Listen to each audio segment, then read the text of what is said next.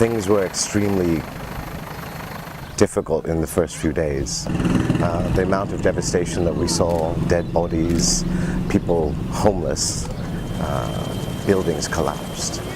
It was quite challenging to think through how we would operate in such an environment. We're here at Tacloban Airport, which is the centre of activity for relief items coming into the disaster-affected area. High-energy biscuits are being distributed as an emergency measure so that people and the children have something to eat. And our role and our goal was to try to get, as fast as possible, a team in here to assess the damage and launch a response. We brought people in at a pace that I don't think I've ever seen before. How does this compare to other operations you've worked on? So far from down here, this is enormous. We have priorities to stabilize at least 3 major urban populations, and then we have to move into the coastal areas with urgency.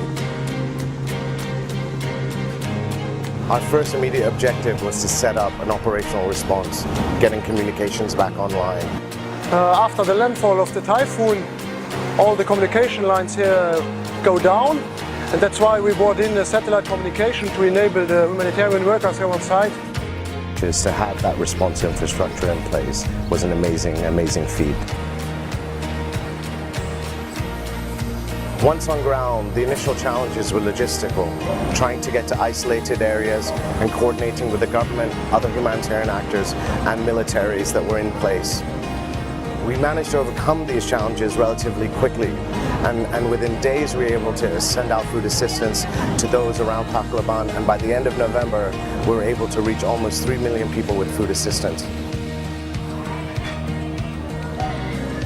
This hasn't been a traditional emergency response for WFP. We've used a patchwork of interventions addressing emergency food and nutrition needs while looking at recovery and livelihood support very early on. We've scaled up cash interventions at the same time as we scaled up in-kind food aid. It's very important that we focus on livelihood support and recovery at this moment, because what we'd like to do is lay the foundations for people's food security in the future and make them much more resilient to future natural disasters. None of this would have been possible without the generosity of our donors, governments, individuals, companies. Their support and generosity ensured that we would have a successful response that happened quickly and efficiently. For me, it was, on the one hand, humbling to see what the effects of nature have done, but extremely proud to see how we responded as a team.